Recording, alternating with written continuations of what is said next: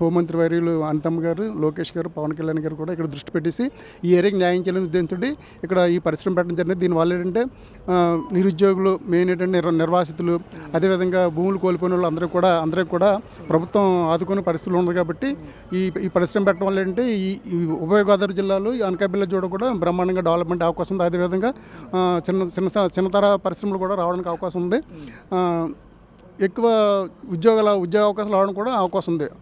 అసలు ఇలాంటి పరిస్థితుల్లో మన దేశంలో ఆంధ్రప్రదేశ్ ఇప్పుడిప్పుడే అభివృద్ధి చెందుతూ ఉన్నటువంటి ప్రదేశం, గత 5 సంవత్సరాలు జరిగినటువంటి అభివృద్ధి, ఎలాంటి అభివృద్ధి లేని పరిస్థితుల్లో మళ్ళీ అభివృద్ధి వైపు అడుగులు వేస్తున్నటువంటి ఈ సందర్భంలో రాష్ట్రంలో మన దేశంలో అనేక రాష్ట్రాలు అభివృద్ధిలో ముందడుగులో ఉన్నటువంటి రాష్ట్రాలు కావాలంటే ఈ కంపెనీని అటు తీసుకెళ్లేటువంటి అంశాలు కూడా ఉన్నటువంటి పరిస్థితి. కానీ పట్టుబట్టి ఆంధ్ర రాష్ట్రం అభివృద్ధి చెందాలి, ఆంధ్ర రాష్ట్రంలోనే కంపెనీలు రావాలి అని చెప్పి లోకేష్ గారు కానీ, చంద్రబాబు నాయుడు గారు కానీ, డిప్యూటీ సీఎం పవన్ కళ్యాణ్ గారు కానివ్వండి ఇంత కష్టపడి ఆంధ్రప్రదేశ్కి ఇలాంటి కంపెనీలు తీసుకొస్తూ ఉన్నారు. దీంట్లో ఆంధ్రప్రదేశ్ అభివృద్ధి ధ్యేయంగా వీళ్ళ చిత్తశుద్ధి ఎలా ఉన్నారు?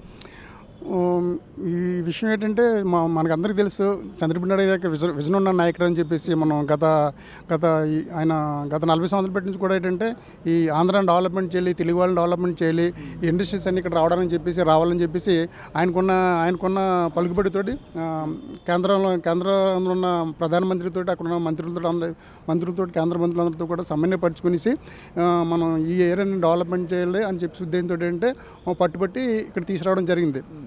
అదేవిధంగా ఏంటంటే ఆయన ఎంతసేపు ఏంటంటే ఆంధ్రప్రదేశ్ని ఏంటంటే మౌలిక వసతుల రంగంలో అన్ని రంగాల్లో కూడా ఉన్నతమైన విద్యా రంగాల్లో కూడా ఆంధ్రుడు ఎక్కడున్నా సరే మన ఇది ఆంధ్ర రాష్ట్రం పేరు రావాలి ఉద్దేశంతో ఏంటంటే ఈ ప్రధానంగా ఏంటంటే విదేశాల్లో ఉన్న మనకి పారిశ్రామికవేత్తలతో కూడా నిరంతరం టచ్లో ఉండి కూడా వాళ్ళని మన ఆంధ్ర రాష్ట్రం తీసుకొచ్చి వాళ్ళకి రావాల్సిన వసతులు, రాయితీలన్నీ కల్పించి ఇక్కడ పెట్టడం జరుగుతుంది.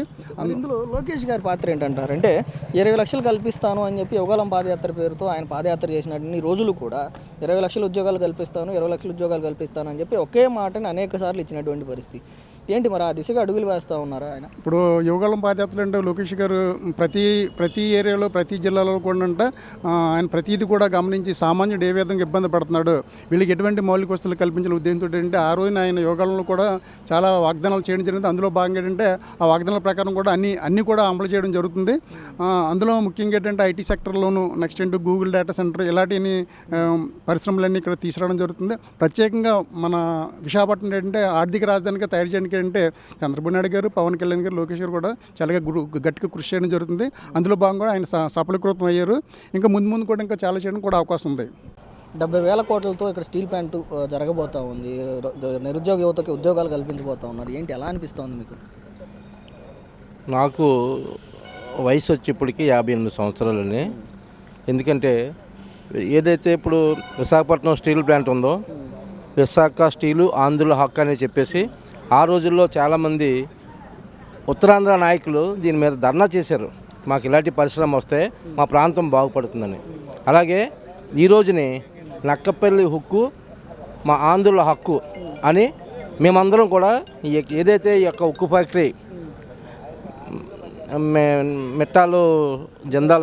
మెట్టాల స్టీలు ఏదైతే ఈ ఉక్కు ఫ్యాక్టరీ ఉందో, ఈ ఉక్కు ఫ్యాక్టరీ వల్ల ఓన్లీ మా పాయకరపేట నియోజకవర్గమే కాకుండా ఈ యొక్క చుట్టుపక్కల ప్రాంతాలన్నీ కూడా అభివృద్ధి చెందుతాయి.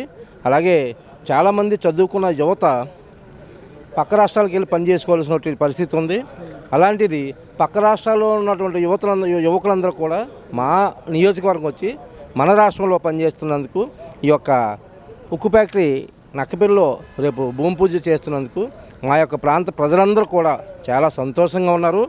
అలాగే రేపు భూమి పూజ కూడా చాలా గొప్పగా విజయవంతం చేయడానికి ఎవరైతే కేంద్ర మంత్రులు, అలాగే మన ఎవరైతే వస్తున్నారో ఈ అందరి మీద కూడా మా యొక్క అంటే యువగలం పాదయాత్రలో లోకేష్ గారు పదే హామీ ఇచ్చారు. 20 లక్షల ఉద్యోగాల కల్పనే ధ్యేయం ప్రధానంగా రాబోయే 5 సంవత్సరాల్లో అని చెప్పి. ఇప్పుడు ఈ స్టీల్ ఫ్యాక్టరీ కానివ్వండి, స్టీల్ కంపెనీ కానివ్వండి, లేదంటే మొన్న గూగుల్ డేటా సెంటర్ కానివ్వండి, దాన్ని ఇచ్చిన డిఎస్సి కానివ్వండి, ఇలా చూసుకుంటూ పోతే ఆయన మాట మీద నిలబడి అంటే 20 లక్షల ఉద్యోగాల కల్పన ధ్యేయంగా పనిచేస్తూ ఉన్నాడా లోకేష్? ఏదైతే మన ఐటీ మినిస్టర్, విద్యాశాఖ మంత్రి లోకేష్ బాబు గారు ఉన్నారో, ఆయన ఈ యొక్క రాష్ట్రానికి, రాష్ట్ర ప్రజలు ఎప్పుడూ రుణపడి ఉంటారని చెప్పేసి నేను భావిస్తున్నాను. ఎందుకంటే చాలామంది రాజకీయ నాయకులను చూశాను, కానీ ఇంత షార్ప్గా, ఇంత చిన్న వయసులో ఇంత డెవలప్ అయ్యి ఇంత మేధాశక్తి ఉన్నటువంటి నాయకుడిని ఒక లోకేష్ గారిని చూస్తున్నాను.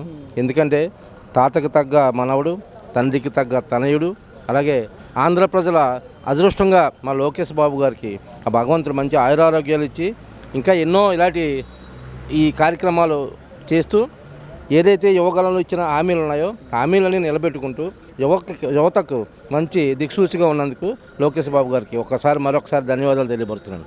థ్యాంక్ యూ అన్న.